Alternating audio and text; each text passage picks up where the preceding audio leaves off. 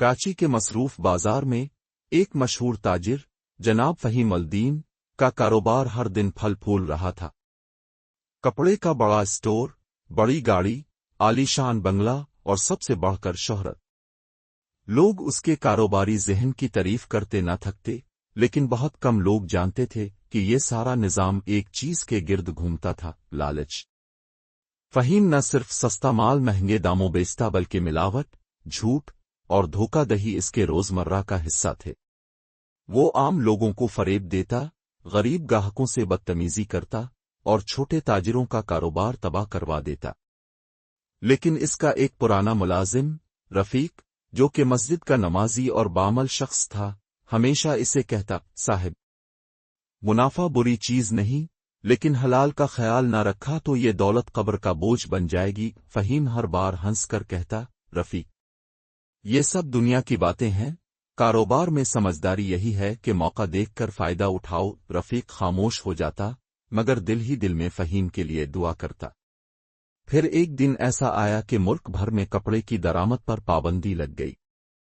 فہیم کے اسٹور پر مال کا ڈھیر تھا جو غیر قانونی طریقے سے آیا تھا۔ اچانک FBR کا چھاپا پڑا، ٹی وی چینلز پر بریکنگ نیوز چلی: کراچی کا بڑا تاجر گرفتار، کروڑوں کی کرپشن بے نقاب، فہیم کو جیل لے جایا گیا، اس کا بنگلہ سیل ہو گیا، بینک اکاؤنٹس فریز کر دیے گئے۔ وہ جو کبھی ہزاروں کے مجمع میں فخر سے چلتا تھا، اب ہتھ کڑیوں میں تنہا بیٹھا تھا۔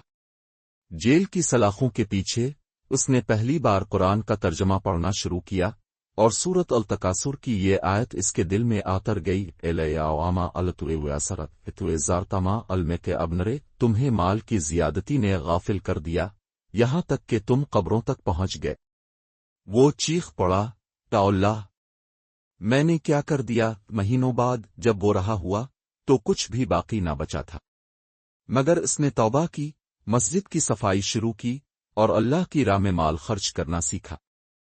اس نے ایک چھوٹا سا کپڑے کا ٹھیلا لگایا جس پر صرف حلال مال بیچتا۔ لوگ اس کے اخلاق سے متاثر ہو کر اس کی طرف آنے لگے۔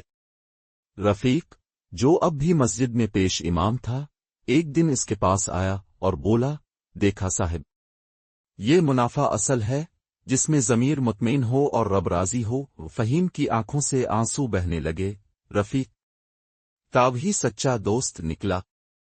اللہ کا شکر ہے کہ اس نے مجھے وقت پر جگہ دیا، ورنہ میرا انجام قبر میں حساب کے بغیر نہ ہوتا۔ نتیجہ یہ کہانی ہمیں سکھاتی ہے کہ وقتی فائدے، دھوکہ دہی اور حرام کی کمائی سے شاید دولت تو آ جائے، مگر دل کا سکون، عزت اور آخرت کی بھلائی چھن جاتی ہے۔ حلال روزی اور قناعت ہی اصل منافع ہے۔